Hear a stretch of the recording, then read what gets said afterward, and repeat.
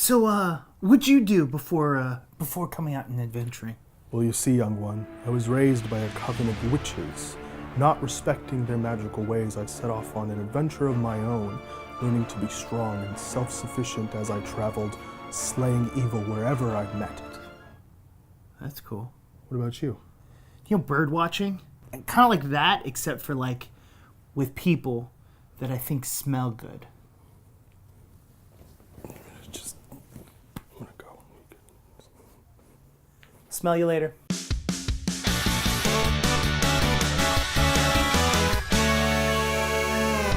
Hi everybody, welcome to GameGorgon. My name is Krug. I'll smell you indigo.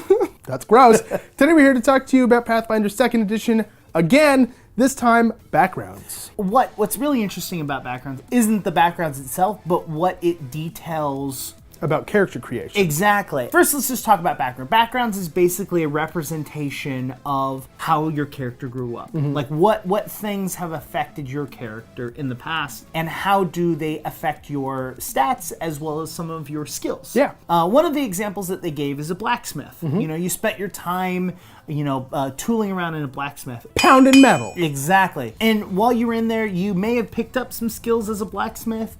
You may have, just watched from afar. There's so much kind of leeway to it that they don't say, this is what your character did, this is who you are because of this. But what they do say is, okay, you can come up with a story of why blacksmithing is important to you.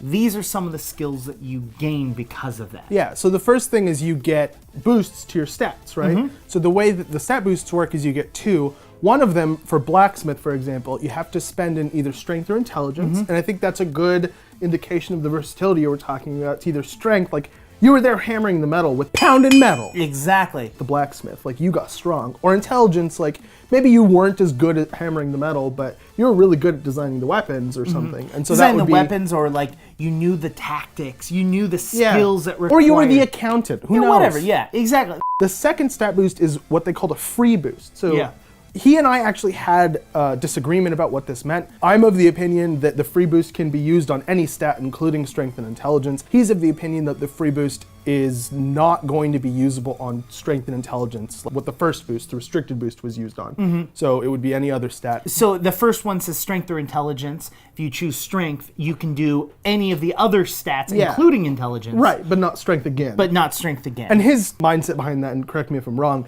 is that if something's too good to be true, it probably isn't true. Yeah. I'm on his team as far as that's concerned. Like, that seems a little strong if you could just keep piling onto your primary stat. The other option is you get a skill feat based off of that background. So for the blacksmith one, you get a blacksmith skill feat. Yep. You also get proficiency in A specific kind of lore. Yeah. So for example, the street urchin has underworld lore and the pickpocket skill. Yeah.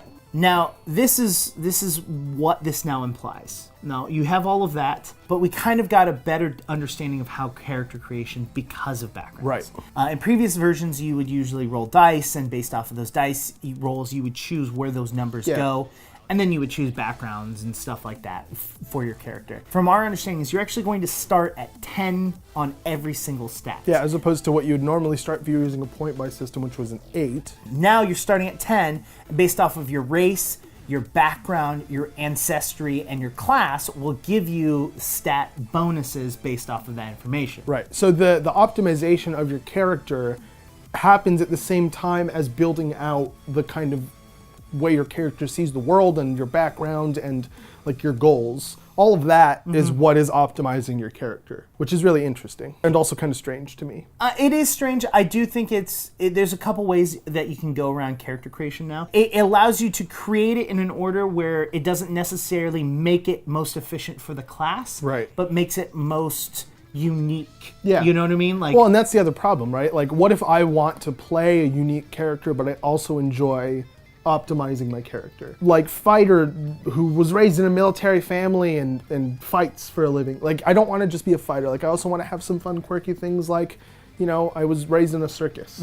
But I can't do that because then I don't have the optimal thing that I want, because that is also fun for me. Just because you chose blacksmith as your background doesn't mean that you didn't also work at the tavern as a jester. Yeah. You know what I mean? But I don't know, I feel, maybe, and this is just a personal thing at this point, I feel like if you pick the blacksmith thing, you feel obligated to work it into your character at that point. It still allows you to have those fun, quirky things that you want your character to be like, but it prevents you from not having a background. Sure. It prevents you from being a murder hobo. I think, I guess now that I'm thinking about it more, if you are a purely optimized level 1 character, you're probably going to be, in the case of a fighter, substantially stronger than the rest of everybody ever. You need to have something to support why you're stronger than everybody else ever, and the backgrounds and stuff like that. Like, not necessarily pigeonholing you into playing a specific character, but there are a finite number of ways for you to have become that strong in the first place. And so these are the ways that we've come up with as game creators. Pick one. Yeah. You know? Really? I just changed my mind in the middle of an episode. Do you realize how rare that is? I think the other thing I really like about it is that it makes character creation easier. Yeah.